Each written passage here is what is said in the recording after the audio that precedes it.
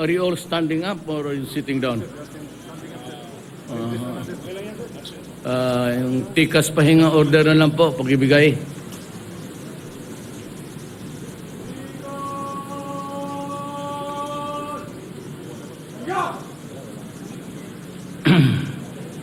Thank you. Secretary Delphine Lorenzana, General Ricardo Bisaya, Lieutenant General Eduardo Anyo, Lieutenant General Edmundo Pangilinan, Brigadier General Robert Arivalo, the officers and troops of the Philippine Army. Wala si ano.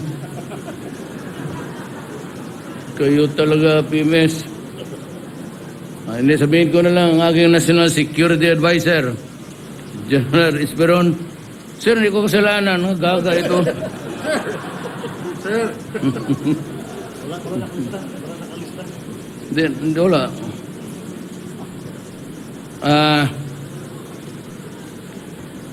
The officers and the troops of the Philippine Army, I'm here to visit you. But I went to the hospital first to visit the wounded. Alam mo, at this age and time in our generation, wala kasi akong nakitang a respite of the violent world. Wala tayong mapaasahan na kagaya ng World War II and Second, na after the armistice and the talks begin, and we have so many years of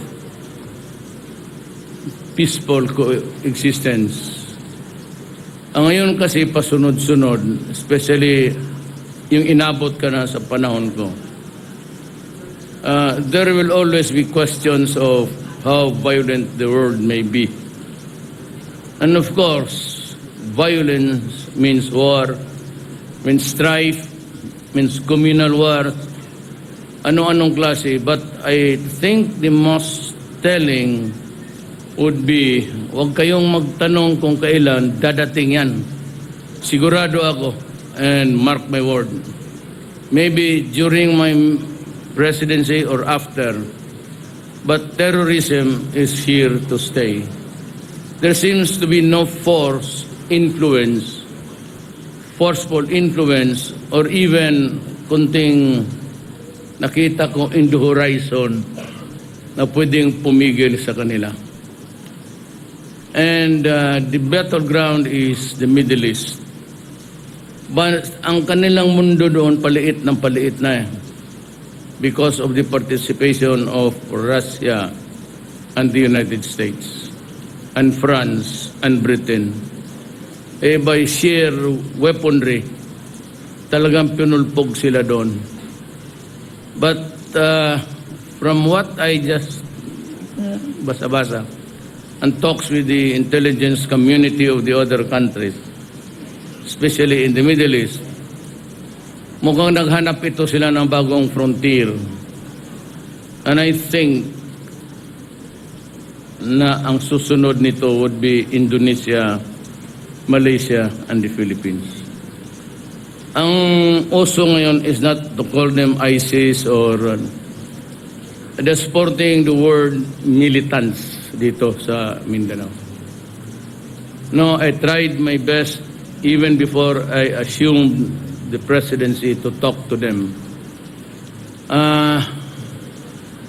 Ang daughter-in-law ko kasi, Maranao, ang nanay, ang tatay, Tausug.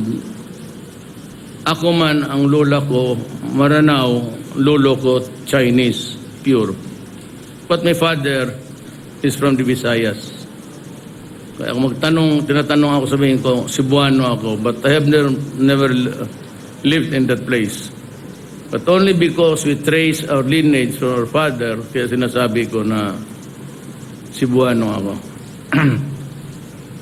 Kinausap ko sila, ayaw ko makipag-usap sa Abu Sayyaf. But I choose the scholars, yung mga estudyante nila, yung mga scholar na they go around preaching Islamic ways, lahat na. and the young people. Lalo yung nandiyan pa sa kanilang mga tablik, parang kung pangga sa atin yan sa Katoliko, yun yung mga Knights of Columbus. Parang ganon. There seems to be no room for compromise sa kanila. I am not trying to sow an intrigue. I don't need to. Pero ang kinausap ko na sabi ko, kasi nakausap ko na ang komunista. We are talking. They are now in Oslo talking about peace.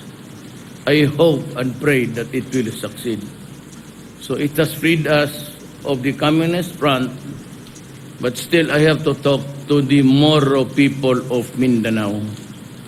Yung mga mainstream nila, MI, MN, they have agreed to talk. As a matter of fact, Murad, even when he was beating the war drums, and he said that if he does not get the BBL, he will go to war. But we will, hindi lang ako, lahat kami. I talked to Japar, to the Central Committee, and to Murad. Sabi namin na, usap na muna tayo. Alam mo, you will bring perdition to the entire island of Mindanao. Kayo, pati kami. Lahat tayo. In a civil strife, nobody wins. So they agreed to talk. And we will resume the talk next. I will be out of the Manila for quite some time. I have to husband the formation of the people that are talking. Ang hindi ko madala talaga ang Abu Sayyaf. I do not want to deal with them. Pati yung mga scholars, nakausap ko. And they said that kanila talaga ang Mindanao, it was taken away by them, by the Americans. And that they will not negotiate with me. They will talk to me, but they will negotiate for as long as they find some Americans in Mindanao. Kaya sabi nila, nakikita daw nila yung special forces sa mga kampo ng militar. Well, that said, wala ko munang sinabi sa kanila, but kung maaari. Now, there was a time when I said that baka if I be able to connect with them, itong mga militants, the American must leave Mindanao. Sinabi ko lang, hindi na entire Philippines, Mindanao. I'm sure of that. You can quote me 100 times because that was what I said. Sabi ko, para lumang itong elbow space natin to talk. But even then, medyo na ako talaga. Cynic, skeptic, cynic. Kaya nga, at the time when the Spaniards came, 1521, si Magellan was roaming around with his cannons, his gunpowder. Mindanao was already a solid island because it was part of the Sri Visayas Empire. Dito, island for island, they were able to bludgeon us itong mga imperialism. Finally, when they left also, they left us a war on hate. Yun ang problema is how to overcome that hate. Kami nasa medyo panggitna kasi ako may mga apo rin ako ng mga Moro. I try my best to really rationalize everything. But tingin ko kung hindi ito madala, there will be a militant war again in Asia. That is why you would not need any convincing sa China, pati America for that matter, because we're all victims of terrorism. Ang akin, sa Davao, just a few weeks ago, hindi nga nagtanggal ng helmet inataas lang yung visor, yung helmet mismo, tapos sumiga, nagpamasahe. That's how it came about. Hindi naman tayo pasista This is not a fascist state that you can just accost any person. Ubarin mo yan. Huwag mong gamitin yan. It's not the way of a democracy. Tayo ang ma-receiving end sa kastigo niya na batiko. So we have to, no, timpla-timplahin na lang ninyo. But ako, I would insist that beginning now, do not wait for the outcomes, the changing fortunes of life. Maybe it will come, it will not with the Communist Party of the Philippines. Pero start now dealing with terrorism. I've given so many books to you, but one is that is drugs. You must, yun yung profiling. Naka-cap, naka-shades, naka-short pants. Yun ang pag-aralan ninyo because ang terrorism naman is not being fought with armies. 5, 6, 7 car bombs, yung ganon. So mahirap yun. That is why I have decided, sabi ko kay Dilvin, mag-order ka na I will give each and everyone na sa armed forces, whether cabo o private o general, bigyan ko kayo lahat ng sidearms. Ang napili ko, Glock 30. So para marami yan, kasi yung binigay ni Erme Gutierrez sa trust trade, malaki siguro kinita niya doon sa police, is giving away, bong. Oh, mayroon pa siyang pahabol eh. Sabi niya na, pero alam ko ang army kasi, ang armed forces, they have this 45 talaga ang gusto. While the police, 9mm okay naman yan. This is the one.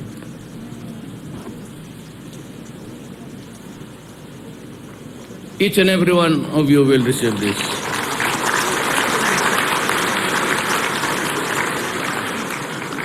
But for now, I have 3 to give away.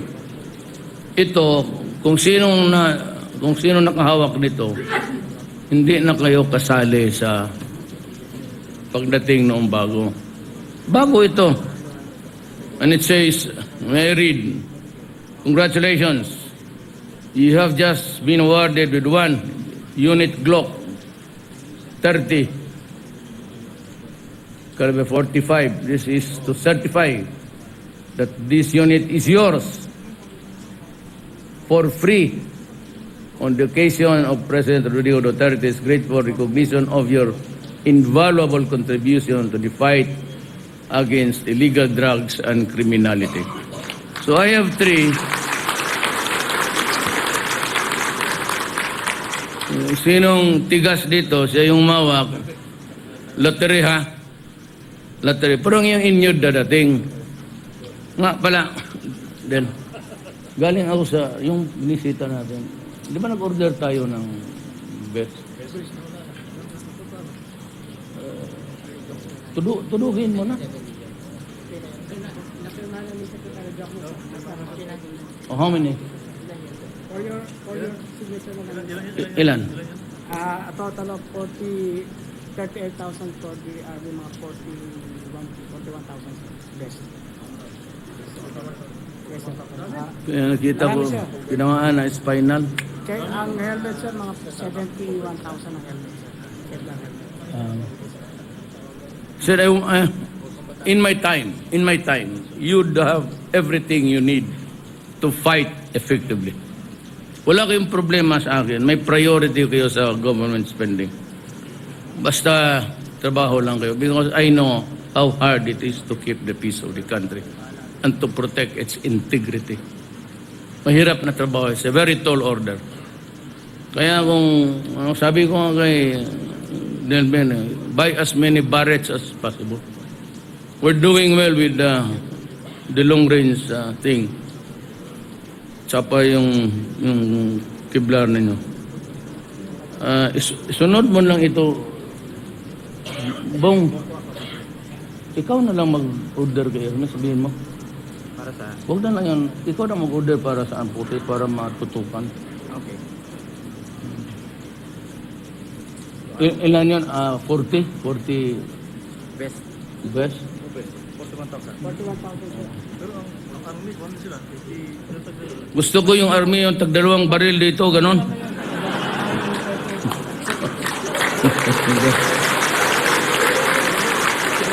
Si Arog di mapilding kontra na. Bang, bang, bang, bang, bang, bang, bang, bang. Well, I said that, huwag kayong mag-alaala. I am not, wala ako, I'm not, yung loyalty na. I'm not into it. I'm doing well. I'm doing well on my own. Okay lang ako. I don't want anybody with the profuse loyalty sa pagkatao ko. Ngala ko kasi galing lang rin ako sa mababa. From the ranks ako. So alam ko yung nitty-gritty sa laro ng ating as you go up late. So yun lang ang ipagbilin ko sa inyo. Na ano yung kailangan ninyo, I have given you 5 billion to refurbish your hospital and to buy new equipments.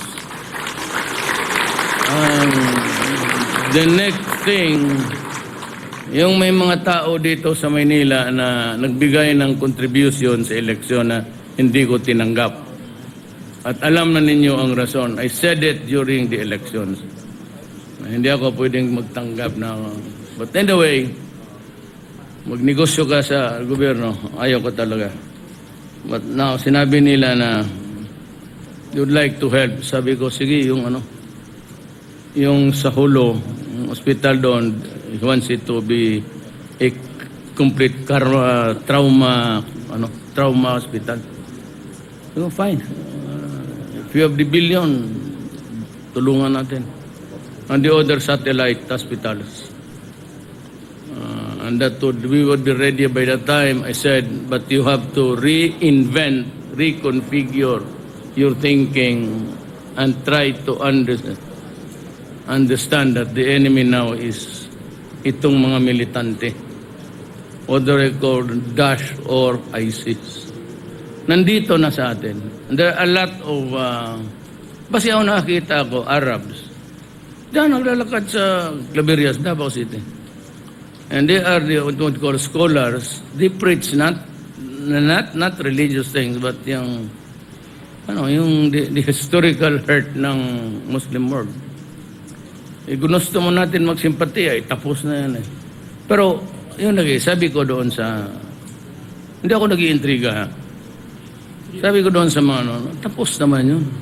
Just like an ANC program na doon sila Tatad, sila Losada, sila si Orly Mercado. Trying to dissect the problem. Sabi, tama sabi nila. Sabi mo kay Duterte, 1 century ago na. Tama sila. Nagtanong sila kasi nauna ako tanong doon yung dala-dala ng daughter-in-law ko yung sabi ko yung masakir, matagal naman yan. So can't we just forget it?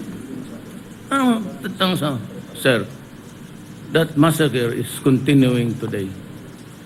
You are still fighting us. The Americans using the government of the forces of your government to fight us. Or how do you break that kind of paradigm? Using the forces of your government to fight us. America using us. Ayan ang totoo eh. Yan ang sinabi. Whether or not it is true, I do not know. But para sa akin, mahirapan tayo. So we just have to fight it on our own. At wag lang tayo nang umasa na lang sa ibang tayo na mismo. Kasi ang laro ng geopolitics, sometimes they get together, abandoning the small ones, or siding with the small one as a leverage against the big one. Ganon ang laro niyan eh. Ito ang China Sea. Pinaglaro ito so the best is we do not depend on anybody. So yan lang ang ko. I would like also to assure the men na I have a program yung mga paraplegics na. Yung blind, meron na rin akong program. I will take care of them. What is really needed is a program, is their life after injury. Whether serious or not. Yan ang ano ng, the soldier might want. Sir, is there life for me after my injury? Of course, there will be life. Ano yan, kayong bulag, pinaaral ko na kaagad ng braille, tapos may computer pala sa blind. O sige, bilhin ninyo yan. And tayuan ko kayo ng call center. Sarili ninyo. Lagyan natin ng mga babae para inspirado ang mga buang we will always find a way to help our soldiers. So yan lang ang mensahe ko. I cannot stay long. I have to go to the yung asang governor. Isa pa yung naggalit ako dyan sa mga make no mistake about it. I will not repeat it again to you. Narco politics is here already. That's the reason why I told the Speaker, pating Senate President, do not call for an election sa barangay now. It will be a disaster. The portals of government has been opened sa drug people. Lahat ng nisalistahan ko, there are about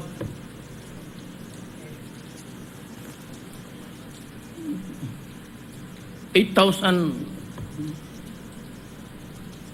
drug pushers and manufacturers na barangay captain. Add to the police, maraming police. My God, I'm very sorry. Maraming police. Ngayon, kung magtawag ka ng eleksyon, ang mananalo dyan, yung may pera, tutulong yung mga tao nilang police. Kaya ang first step ko noon talaga, inudirang ko all military personnel and police assigned sa mga security ng politician, go home within 24 hours. O kita mo, tinanggalan ko ng security, takbo-takbo sila parang pawis na pawis. Pero ordinary times, hindi mo malapit. Sir, ano ng police yan, sir? Protektado ni Mayor. Kaya ako mapipilitan. Bakit ako yung bunganga ako na gano'n? Sino namang hindi magalit na gano'n? Ako noon sa Davao, alam kong delikado. Kaya sabi na, do not repeat it. Why should I not repeat it? I am at war with the drug syndicates. Nung sa Davao ko sinabi, patayin ko kayo. Sabi, huwag kang job report. Tangina, kalukuhan. Sabi ko, patayin ko kayo. Pag nakita ko kayo dito, at least ang Davao, nakita man ninyo, makalakad ka, malinis. How about the others, yung maduwag na mayor? O yung smabak na lang? Makisali na lang rin tayo. At tapos, whether true or not, ang gobyerno up to the national level, nabuksan na. Sad to say, alam niyo, tanong-tanong kayo dyan. Pati ang national government na. Pumasok na kay Dilima. And you know very well that the drug game here is played dito sa ating mga prisuhan. Sila pa rin. Kaya may mga plano man tayo, iba succeeded. Yung iba medyo half-cooked. Hindi bali, lutuin natin ang ulit dyan. Time will, delikado talaga ang Pilipinas. Kaya sabi ko, if you do not help me interdict the problem now, ang kawawa ang inyong mga anak, pati apo ninyo. At least yung college, okay na. Pero yung mga bata, usually sa edad ko, tayo medyo matatanda, ang mga apo na natin. And it has compromised this generation. It's a fractured one because of the many, biro mo hundreds of thousands. Sabi ni General Santiago, 3 million. Wag mo na isali yung 700 ko ngayon kasi nagbibilang pa ako. By the end of the year, it will reach something like another 1,000. Nung nag-usap kami ni Widodo sa Laos Summit, ASEAN Summit, sabi ko, Sir Andre, ilan ang may tama mo? Sa 4 million. Sinisip-isip ko, ang binilang ko lang yung kay Santiago. Sabi niya noon 3 years ago, 3 million. Kung idagdag ko ngayon yung akin, after the end of the year, sigurado 4 million. Ay, tabla kami. And to think that Indonesia is a big country. 2 or 3 islands there. With about 240 million people in it. Ako, 104, ang liit ng...